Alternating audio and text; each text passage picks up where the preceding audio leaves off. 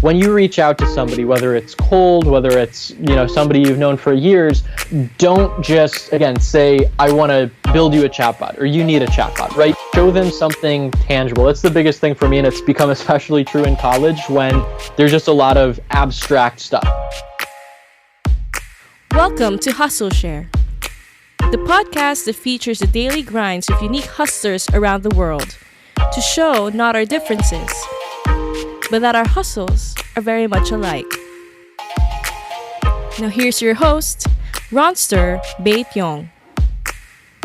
Welcome to episode 18 of the Hustleshare podcast.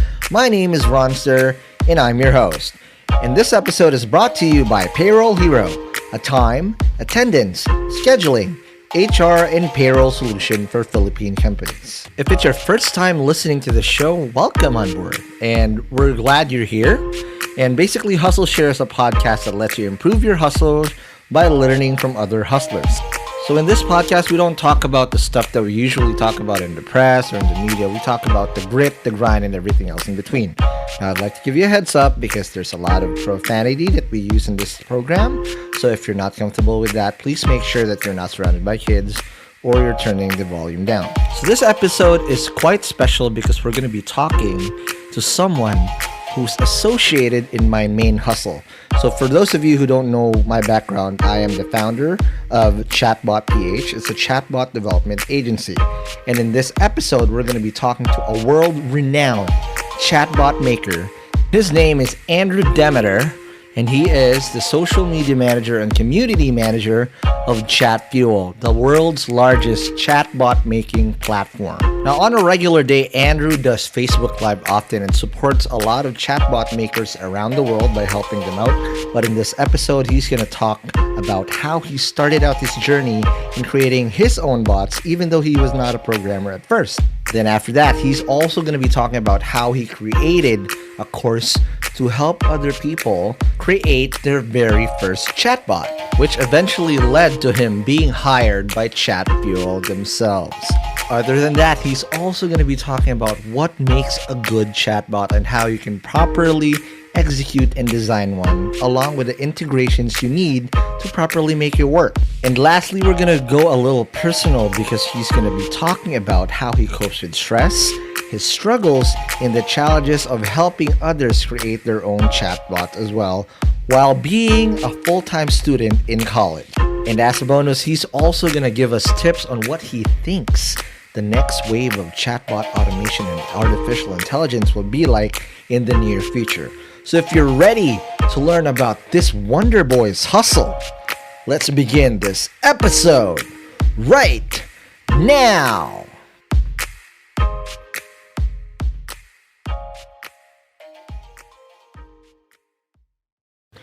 Welcome to the latest episode of the Hustleshare podcast. We're very excited because for the first time, we're going to do a deep dive on what I do literally on my main hustle. Because as you guys know, I'm doing Hustleshare and whatnot. But for the first time ever, we're going to be talking about something that's close to my heart, something that allows me to do Hustleshare now, which is chatbots. And we don't just have some random dude in chatbot making and whatnot. This guy is respected across the world, around the whole globe. So if you're a flat earther, yeah, it's around the flat surface that you're in. And we have none other than the world famous, I'm going to do it, my man, Andrew Demeter from ChatFuel. Andrew, welcome to the show.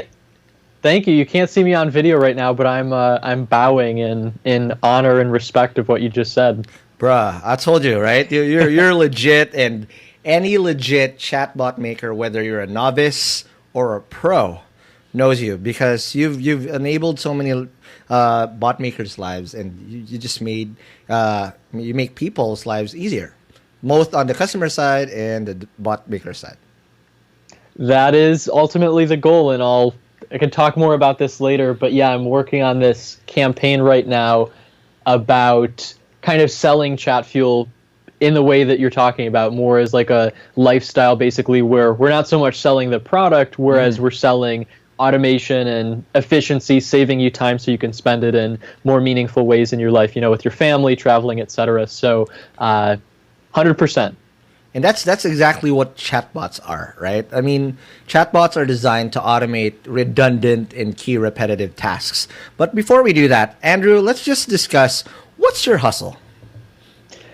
Wow, that is a great question. So I'll kind of convey it to you in story form. Essentially, I'm in college right now. I'm a junior, so it's my third year of 4 years in college, and it all started in my freshman year, actually. So the first year of school for me, it was like halfway through my first year, and it was wintertime, so I'm here in Washington, D.C. It was cold outside, snowy outside, and one day I was just scrolling through my Facebook newsfeed, as one does, and I came across this ad that said, I forget obviously what the specific copy said, but it was basically something to the effect of, comment on this post and we'll send you a surprise.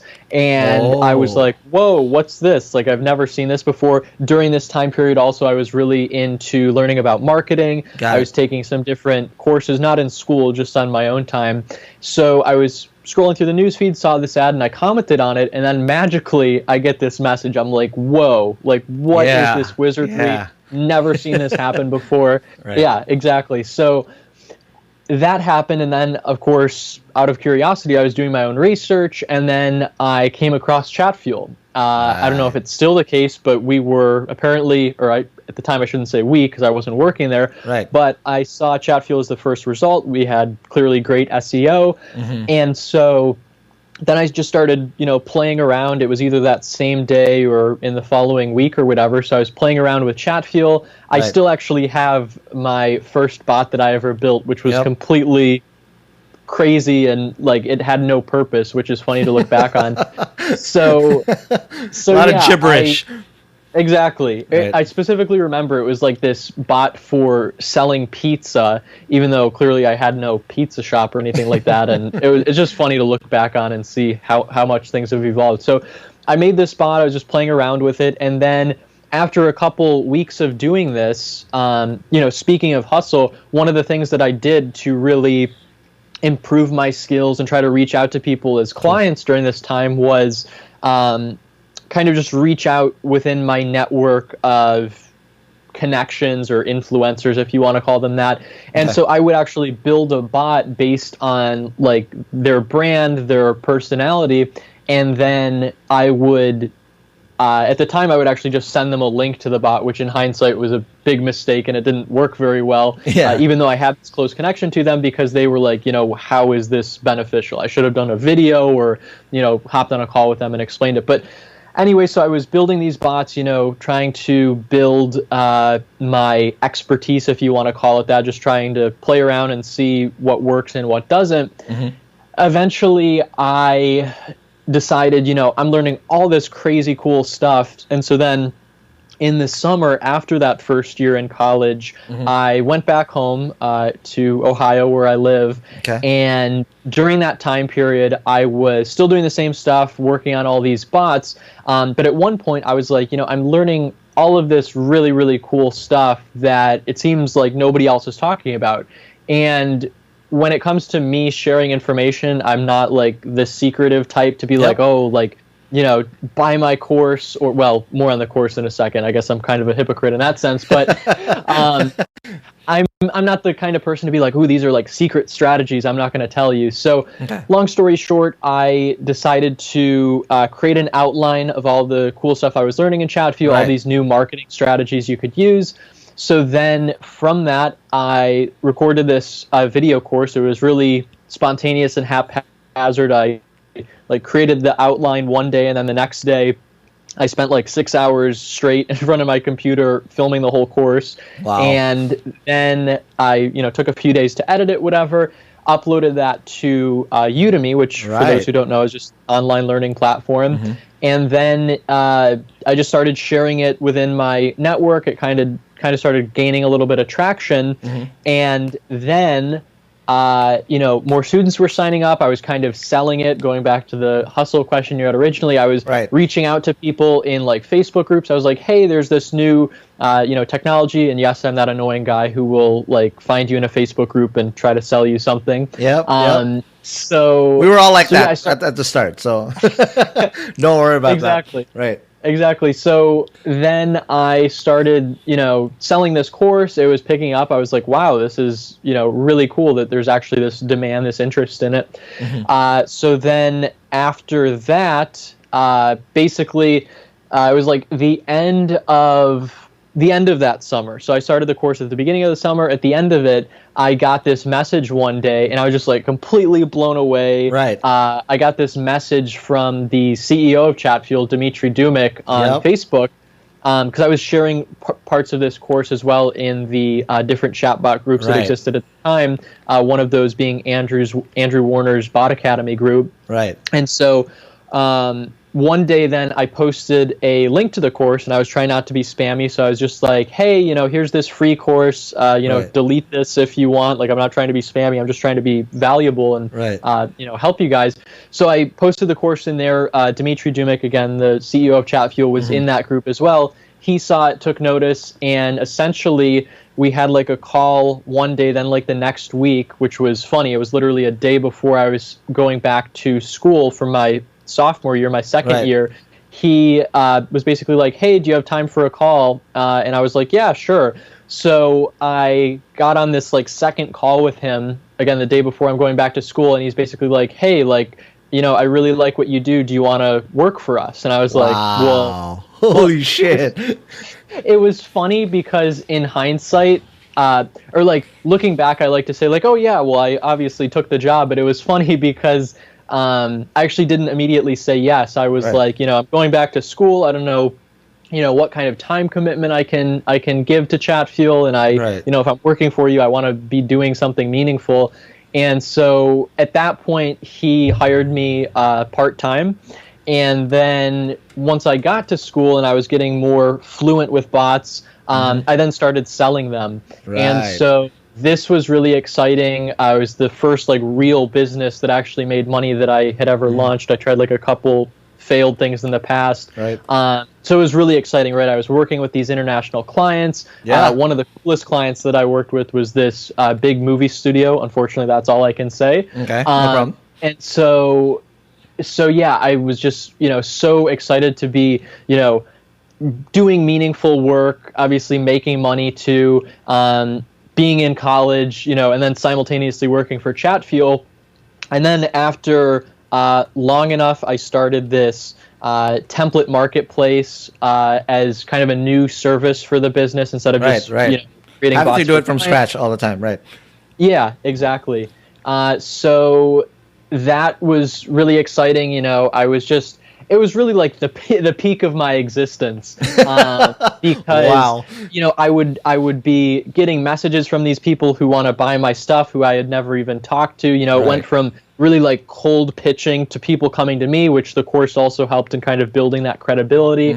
I was getting requests to go to speaking engagements. I remember one of the coolest things working with Chatfuel was literally like 2 days before there was this technology conference in Denver, Colorado. Literally like a day or two before that. Mile High City, my man. Mile High. Exactly. So like a day or two before that actually happened, someone on the team was just like, hey, like we want to fly you out to give a talk here. And I'm like, I don't really know what I'm talking about, but sounds great. And I missed like a class or two for that, which, it had to happen. So, it was just all of this stuff happening at once, like traveling, going to California, going to Colorado, giving speeches, if you want to call them that, like making money, selling products, making a meaningful impact in people's lives, like saving them time. It was just, it was really a point where I was just happy to wake up. I remember there would be some nights where I would just like wake up in the middle of the night and I couldn't go back to sleep because I was just like so excited to, be doing what I was doing, which was awesome. So then eventually, to kind of finish up the story here, So I was working for Chatfuel part-time. I was running the template marketplace. Right. I was in school, obviously, too. And then at a certain point, basically, Dmitry Dumik was like, "Hey, Andrew, like we want more of you," basically. And I was like, "I'm not ready to have kids." But he's like, "No, I don't mean that." Clone. Right. Exactly, the new sync copy feature that we released. Right. But basically, he was like, we want more of you. So basically, I agreed to like stop the business side of what I was doing due to conflict of interest that would potentially arise, and go all in on Chatfuel. So I negotiated and made that happen.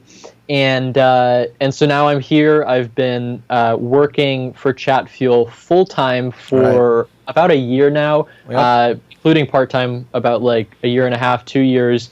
And it's just been such a crazy journey. One of my favorite things that we did too was around last year at this time we went on this team retreat in California. Yeah, and it's exciting because, for those who don't know, we have 2 offices with Chatfuel. One is in San Francisco. Yeah, I've been there. The one with the big husky scared the fuck out of me. Like, why is there a husky in this office? But he was nice. Yeah, and like and the train car outside, which I still don't get the point of that. But so anyway, it was really exciting because we all met in California, the San Francisco team, and then our other team in Moscow. Right. So it was cool. We spent like a week up in the mountains, the hills of California. Nice. And it was a great time. So yeah, it's just been an incredible opportunity to work at Chatfuel, to be on the cutting edge of, the messenger space. And yeah, so I don't know if that answers your original question. I know I went on quite the rant there, but I wouldn't have it any other way. That was good. But just to put things into perspective real quick. You mentioned a lot about being in college, right? How young are you exactly right now? I am 21. Holy shit. What was I doing in 21? I was partying like crazy when I was 21. And you're making this again, I was telling you prior to recording this, you had an indelible mark over how you're helping, because you're not just like creating bots, right? I mean, we all started like that at one way or another, and then we came across Chatfuel. We had a very similar journey, actually. That's how I met Chatfuel. When we were starting as an agency, this around circa 2016, I literally just I saw a keynote of Zuckerberg saying, "Hey, you can now put chatbots in Chatfuel. I mean, in Facebook Messenger." And my first startup had just recently died. Literally, I didn't know shit about bots, but I said, you know what? There might be an opportunity. I'll check out GoDaddy if that domain is still available. Voila, it's still available. I bought it. I didn't know shit, and then I just researched. The first thing that popped was Chatfuel. And this is very similar to how you did it. I literally just created a bot out of nowhere. I didn't know shit what I was doing. But what I love about, again, not tooting Chatfuel's horn, it's so easy that you just need some good logic in your brain, or just even basic logic, and you'll be able to create a bot on your own. Then we just started selling that along with a PowerPoint deck. So great job. But Andrew, last question before we take our first break. When you say you're now full time and you're doing this, can you just shed some light over what you do now on a daily basis to make this work as a community manager? Because this is not an easy job, man. Yeah. So basically, unlike many people think, I'm not a robot. I do, in fact, the first thing I do in the morning is not? wake I up. thought you were this whole time. Like, who made this bot, man? It's really so genuine. Yeah, it's funny. When I was doing an interview about a year ago, I was talking to Thomas Hibke, who's in our community. He has a podcast, and I was telling him, like, oh yeah, Thomas, just before we start this podcast, to let you know, like, in the community, that's actually not me. This is an experiment we're doing with Facebook. And he's like, whoa, seriously? And I'm like, no, I'm kidding. But so yeah, man. You could have written that joke a little bit more, man, and like completely fucked them out. Right. Well, yeah, that would be fun. I try not to be too evil, but yeah. So in terms of my day to day, really, it is kind of revolved around classes, because obviously that is kind of my first priority. If you're going to spend, tons of money on school, you kind of have to go to classes, unfortunately.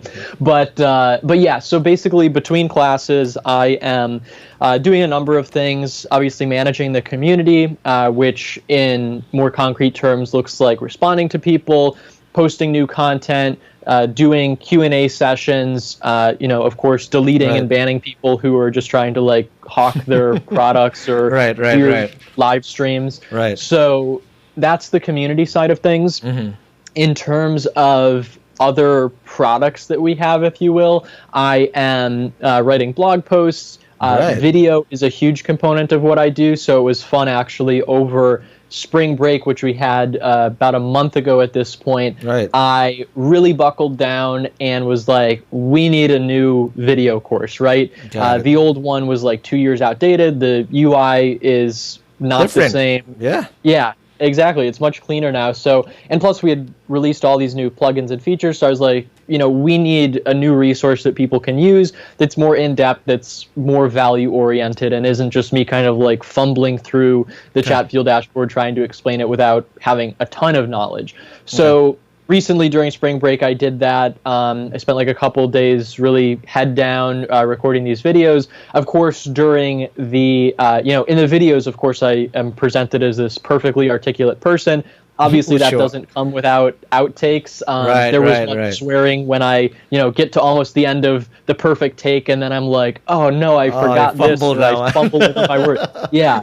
So that was a lot of fun, though. It's the struggle of creating, but at the end of that, I get a lot of fulfillment out of creating a final product and sharing that with people. So that's a big component of it. Also, our YouTube channel that's also related to videos, I manage that, respond to comments there.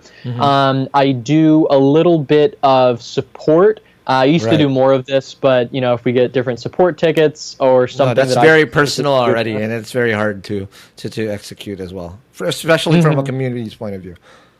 Yeah, you definitely can't please everybody, but you can certainly try your best. So that's really what my role revolves around, is community management, video, education. I also do weekly webinars to new users, and I'm sure there are some other things that I'm forgetting too, but that's really the bulk of what I do. That's a lot. Oh my God! Like, if 21 Savage was listening, how many shit do you do? A lot. That's what he would say, for real. But Andrew, let's take a quick break, and when we do come back, let's do a deep dive. And again, you mentioned a lot of these things. I want to know, first of all, how do you properly design a bot? What's a good bot like, and all that stuff. And just took a deep dive. More of that after the break. Hey, hustlers. Let's talk about something really important real quick. Something that a lot of you I know can relate to, especially if you're running a business. And I'm talking about payroll. You know how hard it is and time consuming this is, especially that you have to do it twice a month. And as a guy who's been running tech startups for over 10 years now, this is something that I did not enjoy doing at all. It's not like it's because I don't like paying my employees. No, but it's already hard looking for funding to fund for your payroll, and then it's so much more harder if you're doing this manually. Luckily, I've found something that I highly recommend that you try, and it's from our friends from Payroll Hero. And here's how Payroll Hero works. They use your employee's face as your primary biometric to avoid buddy punching and ghost employees. So unless your team can figure out a way to swap each other's faces, tracking time and performance will never be your problem again.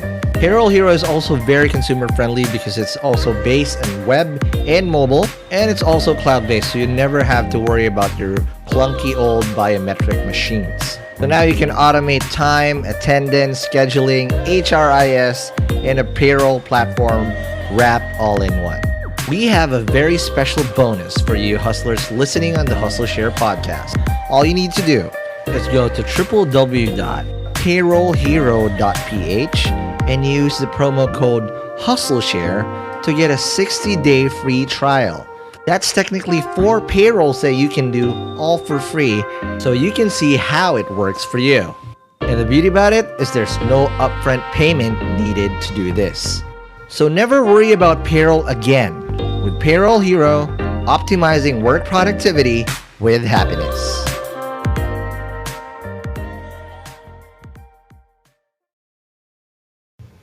And we are back from the break. We're still with Andrew Demeter, the social media or community manager, right? All the above. There, all the above, or basically the dude that talks to all the dudes that makes bots or dudettes. We're not trying to be sexist here. Okay, so Andrew, prior to the break, you technically, again, I'm still blown away of how young you are with what you did, because this is hard. You know, it's not easy. First question I did, when you came across ChatFuel, were you a programmer by default? No, and to this day I am still not. Okay, so what were you taking up, if you don't mind me asking? Oh, so I am studying journalism, actually. Woo! That is not what I really want to do at this point anymore. Right. But I think, at least how I always justify and explain it to people, is that there is a lot of overlap with what I do in journalism. Absolutely. The underlying theme is really communicating with people, simplifying really complex ideas into something that's digestible and makes sense for people, which I think is a really important skill to have, especially when, you know, I'm working with the engineers on our team, the software guys, they're, you know, trying to develop a new feature, or it's developed rather, and they're telling me, you know, this is how it works, this is the, you know, the way it functions and everything, and I'm like, okay, well, how do I translate all of this like technical knowledge into something that's actually into something that's actually actionable and, you know, something valuable that's different from the other features we have. So there is really a lot of overlap, right? Trying to translate the technical stuff that's confusing and verbose and jargon, as you said, to something that's, you know, people can understand in 30 seconds or less. Correct. So again, I've had the privilege of last F8. I went to I met Dimitri. How many? I don't know how many Dimitris are. Which one? Yeah, Dimitri Kachin. Yeah, Dimitri Kachin. Right, and then he took me out along with a couple of more members. I think Andrew Yaroshevsky was there, and your CTO. We went for burritos in San Francisco. I was like, ooh, where all the luchador masks were being sold. Like, this is dope. That's Kachin's favorite place. He took me there too, and I highly recommend it, I must say. It's good. So whoever's attending, for those people who are in F8 right now, go check it out. It's just look it up. It's very near the town proper. But Andrew, let's talk about bots. I mean, this is the essence of it. The hustle of bot making. That's what we're going to be calling this, right? Aside from, obviously, when I always evangelize bots in what we do in Chatbot PH, as an agency, the lowest hanging fruit is us always customer service, right? The redundant, repetitive tasks. But when you properly create one, what's a good bot? How do you say that? All right, you've seen thousands and thousands of bots before. What do you think makes up a good chatbot that really works? So I would say a couple things. First and foremost, simplicity. One of the biggest, not mistakes, because I feel like in some ways chatbots are like art, and there's not really a right or wrong. It is still, as we mentioned earlier, the Wild West in a way. It's very nascent. People are figuring things out. Yeah, and it also, at the end of the day, depends on your audience too. So I can't give a ton of recommendations, but one of the things I would say is simplicity. In other words, be concise with your copy. One, again, quote unquote, mistake that I see people make is, like in the welcome message, the very first message that new users see, I'll see them typing out like this wall of text, this long paragraph, and like it's a whole chapter of a fucking book, right? Exactly. And it's like, if you're going to do that, which I wouldn't recommend, like, if anywhere, put it like later on in the bot where people are deeper down the funnel and they have this loyalty, they really care about your brand and want to spend time and invest time in reading that. Whereas on the very first message of the homepage, like, imagine if on chatfuel.com we had, you know, a chapter of a book, right? People would, the bounce rate would be crazy high because people just don't want to read that. So long story short, keep it concise in terms of the copy. That's huge. Other things I would say,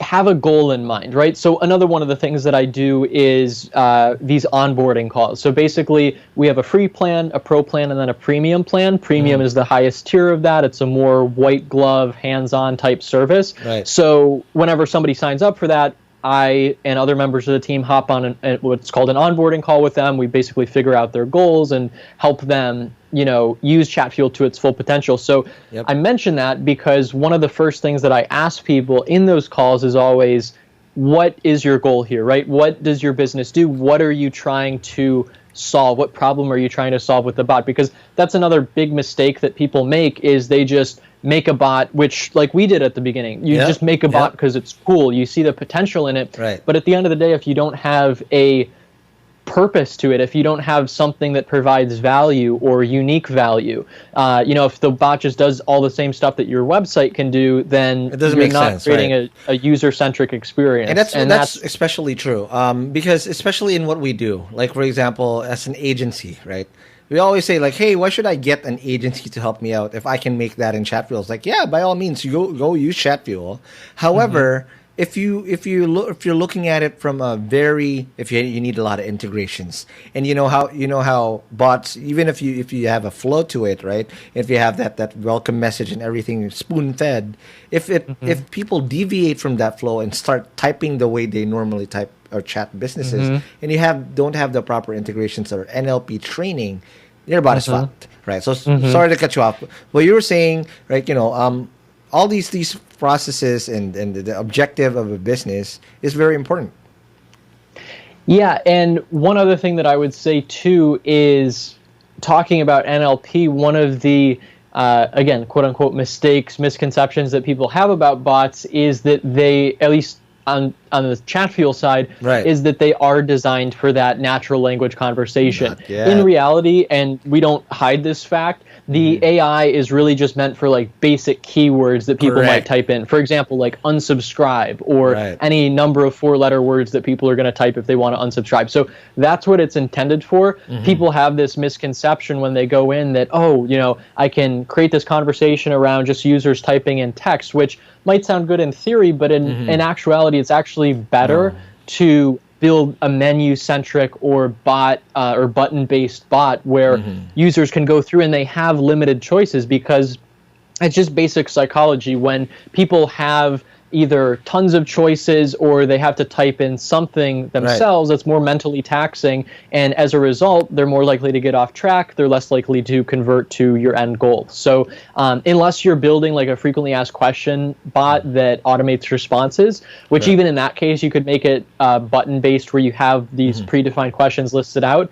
Other than that not corner case, I should say, but other than that use case, I probably wouldn't use NLP, or if you do, obviously you can integrate something more advanced like Dialogflow or using a tool like Janus. But yeah, I would say, again, keep the copy concise, use the button-based approach as well. That's absolutely correct. And whenever, at least from our point of view in Chatbot PH, that's actually gospel already. Like, don't ever make a bot that's open-ended. Like, how can I help you today? And there's a bazillion ways, and people by default, when they chat with the bot, here's a funny thing, because people become ruthless when they chat with it, and they try to break it. They try to say profane things, and they're like, what the hell are you guys saying? Like stupid stuff, just to try to break your bot, or even prove that, hey, your bot's not smart enough. And that's not what it is. Bots are supposed to automate, give or take around 70% of the questions that are repetitive. The 30% is that where the hard labor comes in. That's where AI training, and there's only a handful of teams that can properly do that. And also localize that type of content depending on the country, because if it's the States, then that's fine. We're talking about English, right? But if you're talking about like Guinea or whatever, Brazil and whatnot, now you got to do the local play and translate that with NLP. With again the backbone of a platform like a Chatfuel, or whatever way you're trying to do it through that. Now, Andrew, next question. Bots are pretty robust, and you can actually just really use your imagination to build one, right? But what do you think are the key integrations or key stuff that you should integrate with the bot you make? So I would say, obviously, it depends ultimately on your use case, but I would say one of my favorite ones that we've added in the past couple months is the Google Sheets plugin. And that's just really exciting because if you are a beginner, especially if you're running kind of a lean operation where you don't want to integrate using like Zapier, which can be costly if you're doing it at a high volume, the beauty of the Google Sheets plugin is that you can export user data, such as the information that people fill out in a lead form, directly to a Google Sheet, and it's all in one centralized place. It's completely free to do, and it's just really exciting. Previously, you could have done this using like the what's called the Send Email plugin, which sends you like an email alert whenever somebody completes a lead form. But the downside with that, I was actually just telling this to a bigger client that we have yesterday. They weren't aware of it, and we were like, hey, like, because right now, well, granted, they're just starting out, so I guess I get it. But the current way that they were doing it for testing was they were just sending information captured in the bot through an email, and I was like, oh my gosh, like this makes me cringe that you're doing this, because whenever you want to like you're gonna have to do that one by emails and put them into your CRM, you have to go into each individual email thread, and I was like, that sounds so painful. Like Google Sheets is easier. You like literally just do this, export it as a like Excel file, and then copy and paste that into your CRM. Like it'll save you your sanity if nothing else. And again, going back to that, what I mentioned at the very beginning about automation, that's the larger goal of Chatfuel. It's not just a technical tool. It's not just a piece of software that allows you to make more money, which it certainly is, but it's also about saving that time, particularly if you're a business owner. You can save all of this time using the automation features like Chatfuel. The Google Sheet plugin is a very small example of that, but doing other things like lead qualification, lead generation, doing that all on autopilot. So again, you have more time, and you can spend that in a more meaningful way. Okay, now let's take it a notch higher. So there's a lot of OG bot makers now. The ones that are like the same. Kind of started out when you first made your course. What year was that? 2016, 2017? I believe it was late 2016. Yeah, same time. We did Chatbot PH, and we were the first movers, right? For those people who are literally in that grind now, and it wouldn't be unwise to actually not use Chatfuel if you can automate a lot of the stuff. I mean, it's a case-to-case basis, but for those OG ones who knows the product well, what should they be doing now? Doing in terms of anything specifically, or? No, like for example, if they have a client, or what else can they build for bots in using Chatfuel or whatnot? Yeah, so I would say that's a really great question, and since I haven't done my own agency stuff in about a year, that's tricky. I would say one of the keys that I use, though, in terms of offering like other services, upsells, if you will, that kind of stuff, is for me the template marketplace was extraordinarily successful. So and you can use it strategically too, not only because in reality, like when I was selling them, I thought templates were actually super helpful and valuable. But then in hindsight, I'm like, yeah, they're still valuable as a learning tool to see how people set up their flows. But at the end of the day, for me, and this is one of the reasons why we kind of deprecated our template marketplace on Chatfuel, or at least submissions for it, is that when we were interviewing people who use them, they're actually like, yeah, I just use this as a starting point, but when I'm actually building out my bot, like it's easier to just kind of take those principles from the template and apply them rather than actually using the template as a skeleton where you're replacing stuff, because it can just kind of be really a point of friction as opposed to like a website builder where you can use a template and everything's just on one page. It's, really simple. You just change it up. With blocks, it can kind of be trickier. So I would say think of other ways like templates to expand your level of service. Also, consulting was another thing that I did that wasn't as effective because and it could get very boring very quickly, frankly, as well. Yeah. No, because there's different levels of interest and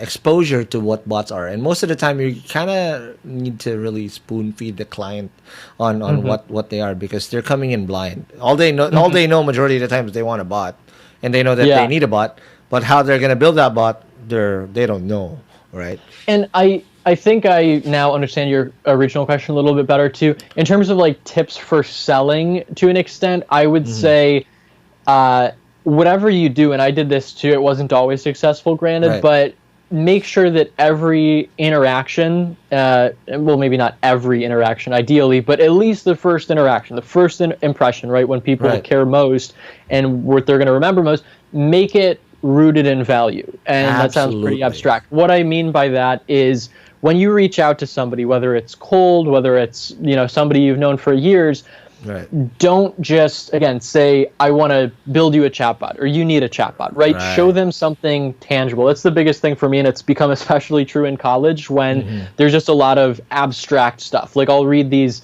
academic journal articles in school, and it's like 50 pages, and I'm like, this was so abstract. Like, I don't have any meaningful or actionable takeaways from this. It's a complete waste of time. So don't do that, right?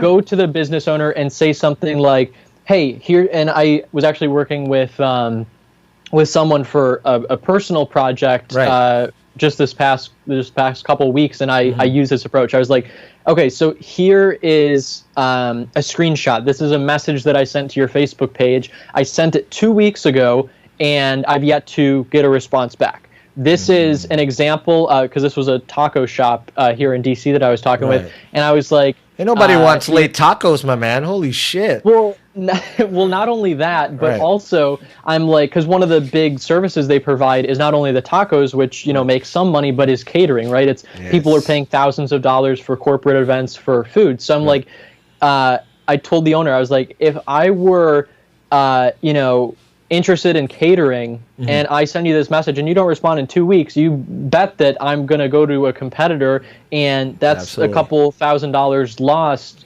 from your bottom line. So I would say, again, that's just a very specific example, but make it very tangible to the business owner. Always relate whenever you can, and if you can't, maybe that's a sign that you shouldn't be building a bot for them. Always relate what you're doing to revenue at the very least, or like donations if it's a nonprofit, something like that. At the end of the day, people care a lot about money, and you need to make that very clear. If you don't, you're not going to capture people's attention. Okay, now a couple more questions before we go to another break. Now let's talk about you and your flow, because it's already hard doing all of this stuff, evangelizing it. You're technically Moses, right? And you're carrying all these tablets, but we're talking about bot speak, right? And you're talking to a lot of people, a lot of bot makers. Again, there's some of them are novice, pro, some of them are OG, right? But let's walk us through your day, and how do you prepare for your shit? Because you still got to balance it out with school too, right? How do you manage your time and balance that out between studying and working? So I'll go a little bit like emotional and deep here for a second. So one of the things that I do when I first wake up is always, this was inspired actually by a class I took last year, which was one of the better classes I've taken at school, and it was called Positive Psychology. So one of the things we did in that class was, every class we would write down in a journal the things that we're grateful for, called a gratitude journal. And so, while I don't write that down physically every morning, I do mentally do it.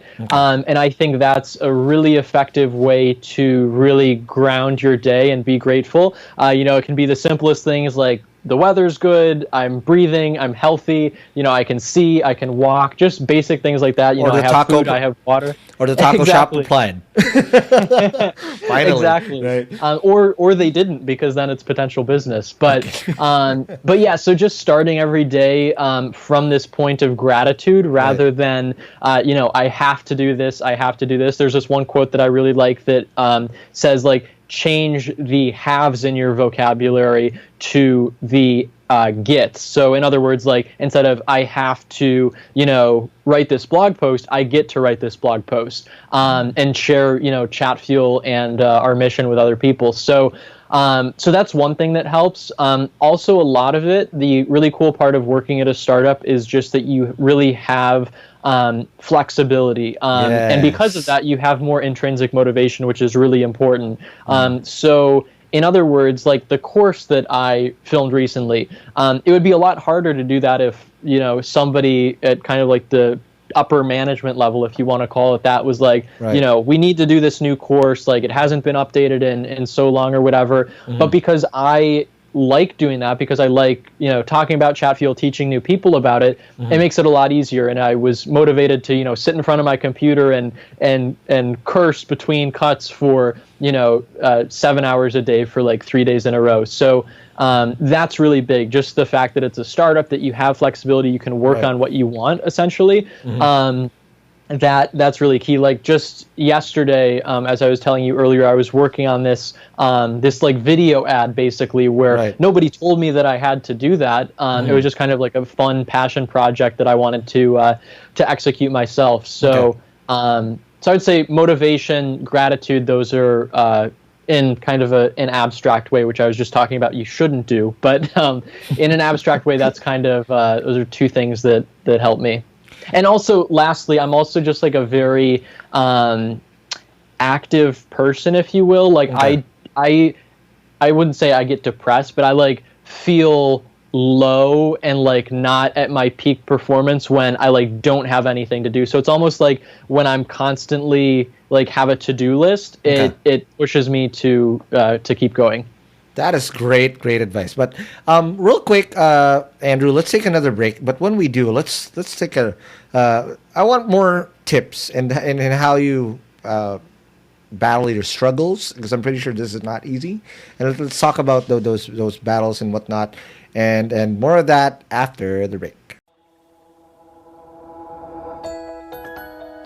Effective automation is the best way for businesses to stay competitive. And having a chatbot for your business lets you easily automate and optimize sales, marketing, and customer service in the digital age.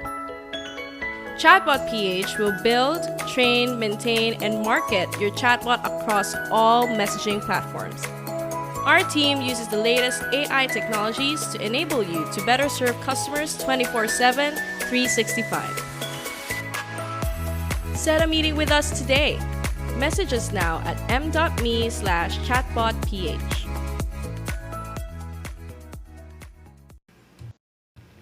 And we're back for the last part of this awesome body interview with Andrew Demeter. Andrew, how are you still doing there?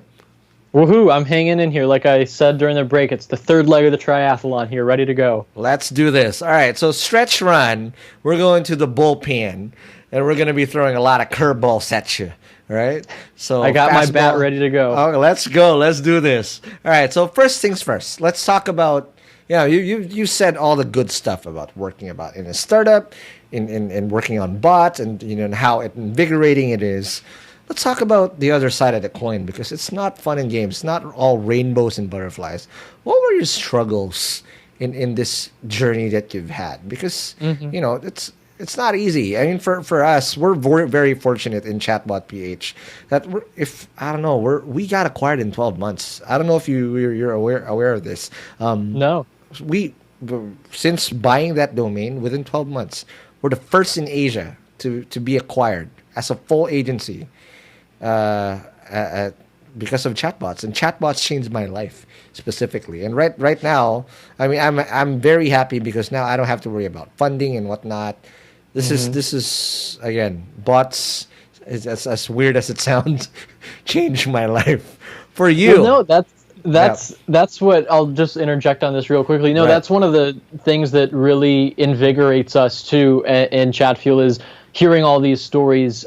Your story, obviously, there was this one guy, I believe also from the Philippines, who was telling us that he, I don't know the specifics, but he, if I recall correctly, said that he was homeless at one point or like near homeless. He was in poverty. And then he learned about Chatfuel. He started building these bots. He built up his agency, and then as a result of all that, now he's financially stable. He has this job. I don't know if he sold his agency and now he's working for another company or something. But that's an amazing story. And then one final one too is this was shared just last week in our community.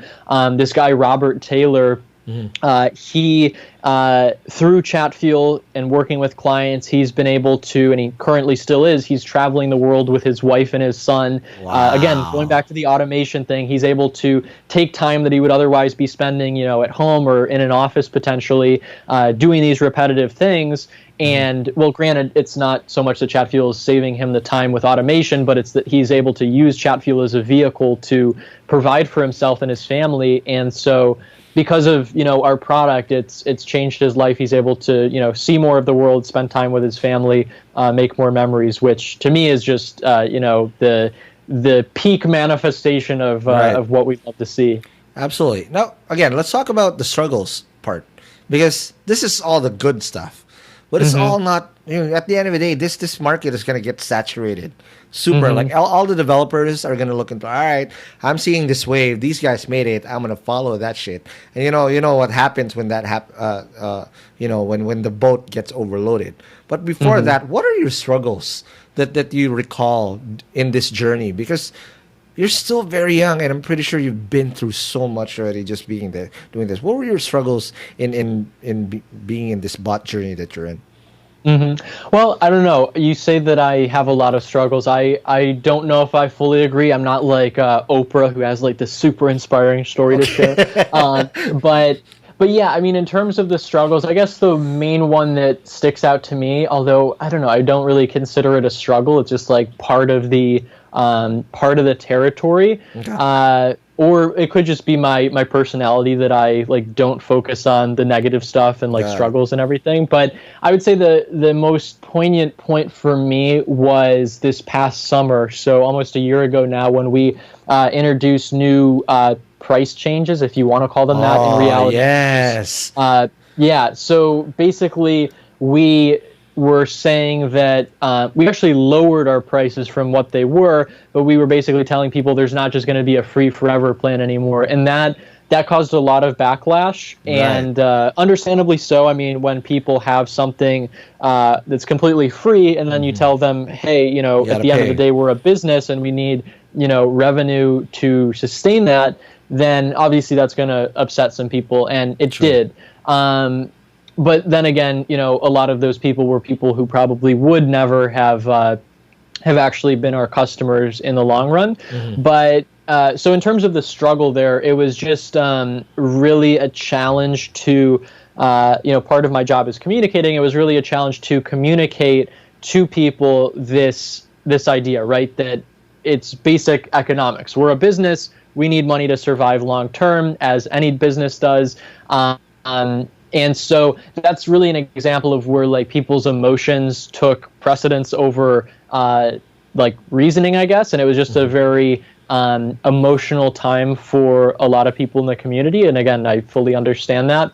And so responding to that was kind of the struggle for me. One of the things we did was I interviewed the CEO of Chatfuel, again, Dimitri, one of the Dimitris, and kind of just asking him all these tough questions, which I actually like, because I'm very about being authentic and not trying to hide the fact that we're doing something. And I feel like transparency really goes a long way in business. I know when I had my own agency, that was something that I really focused on. People would be like, why, like you mentioned earlier, why should we hire you to do this versus just doing it ourselves when we could go into Chatfuel? And I'd basically be like, yeah, you can totally do that. I'm not trying to hide the fact. Obviously, I've done this for longer than you guys have. I have the experience. I have the inside knowledge from Chatfuel. But yeah, if you want to go build it yourself, I'm not stopping you. I'm not going to be desperate and pretend that you can't do this without me. You certainly can. You can hire somebody else. And so I think that, honesty and just being completely blunt and upfront with people goes a long way. And so that's kind of how I addressed and confronted one of the struggles while working at Chatfuel. All right. Now, let's take it a little bit off through the struggles apart a little bit. What's probably the weirdest shit you've ever been through in Chatfuel? Because I'm pretty sure you're you're on Facebook Live a lot, right? And with Facebook Live comes too many eyeballs sometimes, and has there been a weird, like, I don't know, so advances and whatnot of people trying to screw you up or whatnot, or at least trying to flirt with you or something? That comes blurred out. I don't think I'm that attractive. But maybe my, being a robot, the appearance has been enhanced. But I'm trying to think. The weirdest thing that's happened, nothing particularly comes to mind. I haven't been like recognized in public or anything like that. But online, do people like try to send weird shit to you as well? Yeah, I have had one weird message that I got. It was like a year ago or something. It's not that weird, but basically I think it was somebody who took my course. It was this woman profile picture, but who knows when you're online. Catfishing you. Exactly. Manti Teo, bro. Just remember him. Okay. But no, so the message that she sent me was something to the effect of like, I love you, like I want your voice for Christmas or something. I was like, what? I was like, wow. What does that even mean? Wow. So I know a couple of people from my team that has a crush on you, so I'm not surprised, my man. Yeah. So that can be our next level of premium service. Get Andrew's phone number. There you go. Or a private call with Andrew. I would say that's probably the weirdest example. If I gave it more time or thought I could probably think of something better, but that's all that I can think of off the top of my head. Or you probably just deflect it because you just want to focus on the positive stuff, right? Well, we will see though, because I'm excited. 2 weeks from now, I'm going to F8, which you talked about earlier. Yes, and by the time when this goes out, literally it's the day of F8, the first day. Yeah. Unfortunately, I'm not going to be there, so I want to meet you, but schedule conflicts. But definitely, I'm going to check you guys out some other time. Yeah, so I'm excited to be there, and I'll be providing some coverage. I've never been before. I was going to go last year, but due to same thing, schedule conflict with school, I couldn't go. So yeah, I'm really excited to be there, and I know quite a few people from the community will be there. Sure. Natasha, and I'm guessing Kyle from School of Bots, Fash, and Janet Chong, I think is how you pronounce it. From Beauty Player, who's who have Deborah K for sure is going to be there. Who's that? Deborah K. Oh, Deborah. Yeah. Really? Awesome. Right. Excited to finally meet her. I know she's like crazy intelligent. Super. Holy crap.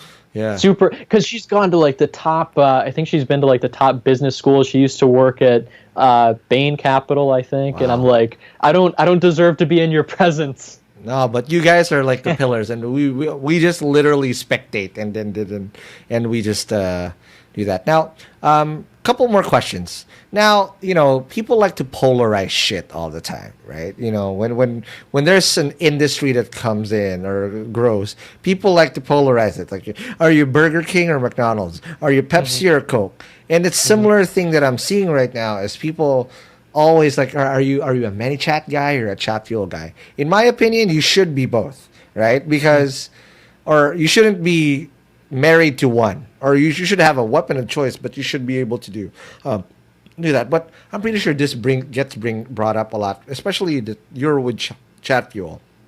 How do you rise about this type of polarization or fucking questions that get thrown at you? Yeah, so talking about polarization, I think I'm the prime person to answer this, being in Washington, D.C. for school and, being in the midst of all the political battles. Oh, my God, yeah, yes. I'm smack in the middle of this. Right. Exactly.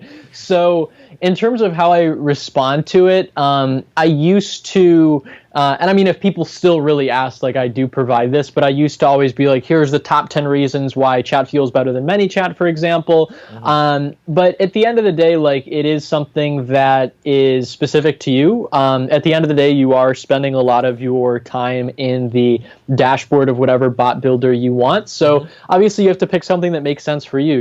I obviously am going to advocate for Chatfuel, but at the same time, again, I really value authenticity. I'm not going to be like, you need to use Chatfuel or your bots are going to be terrible. Obviously, that's not the case. So it really depends on what you're trying to do and what your goals are.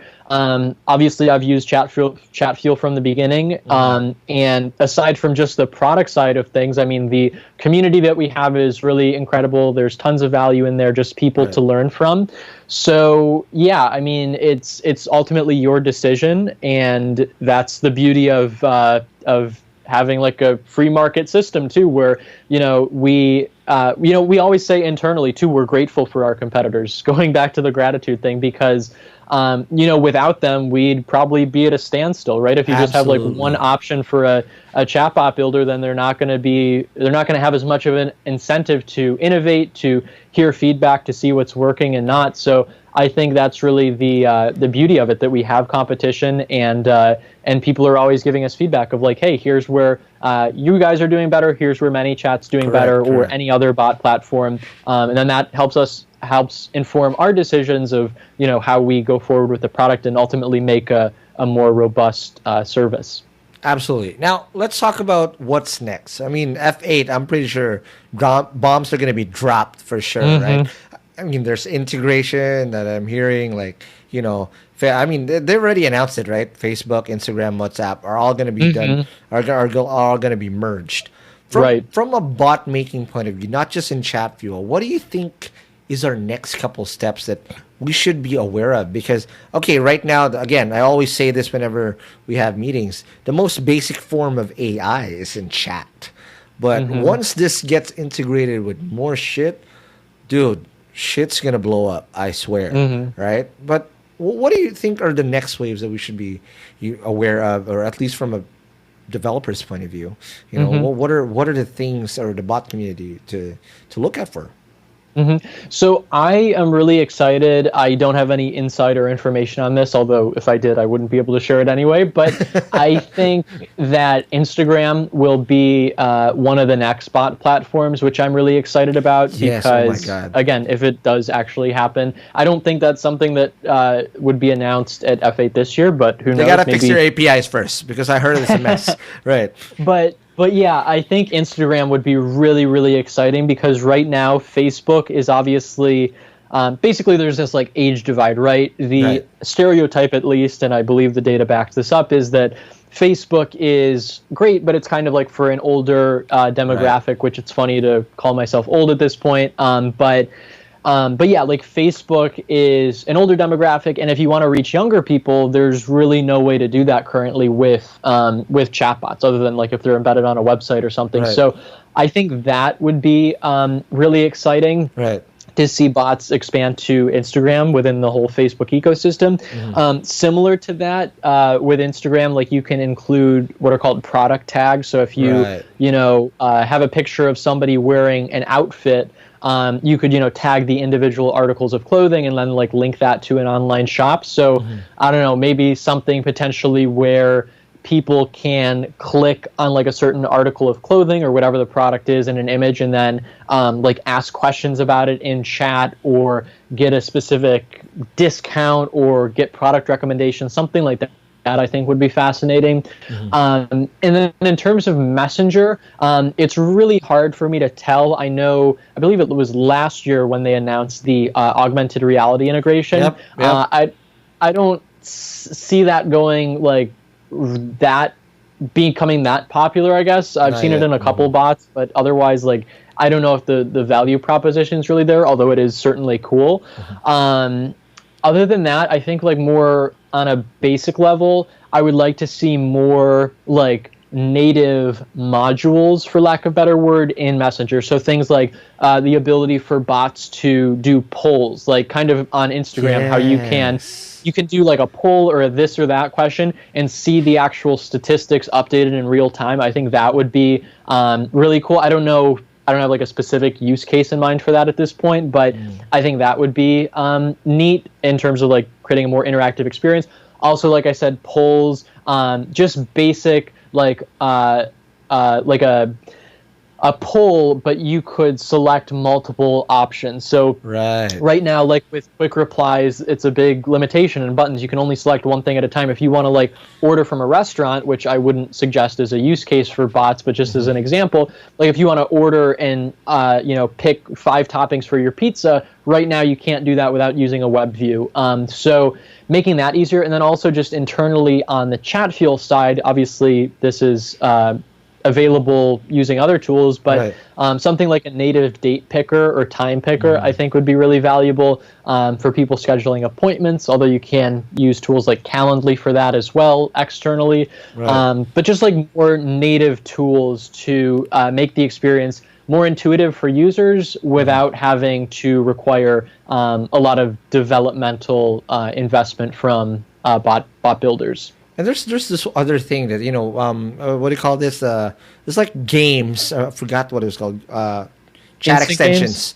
Yeah, instant games and chat extensions. There's this one that's really completely blowing away everyone. It's called Profoundly. It's the same guys who made Near Group, right? It sort of works like Omegle, right? So it kind of before it kind of like randomly hooks you up with the person that you want to chat with, and now they spun it off to something else. It's called Profoundly. Now basically you can now anonymously ask one of your friends who's also working or also using Omegle a question and whatnot. So for example, Andrew, how many abs do you like? And I can be totally fucking anonymous and you'll never know it was me, right? That's all done within Messenger. It's pretty dope, right? So it's those things, right? Other than just creating functionalities, solving real problems, I think, or don't be married to the functionalities, but be obsessed with how you're going to do the use case. And it really is like a balancing act too, because I was thinking, I've been talking all about like value and that's obviously important, but I've been thinking too, like in one of the course videos that we recorded, we talked about Huawei. They have this Honor smartphone, which is their smartphone brand, and they did this campaign where it's like a nurture sequence and every day people get like a game to play or something. And granted, the objective there is more for like brand awareness, but you can also certainly use fun things like these games. I remember KFC, I think it was in the Philippines actually. They the people who built that bot used this instant game where I think it was like you swipe your finger and try to like, it's kind of like cornhole, but you're throwing like chicken drumsticks or something.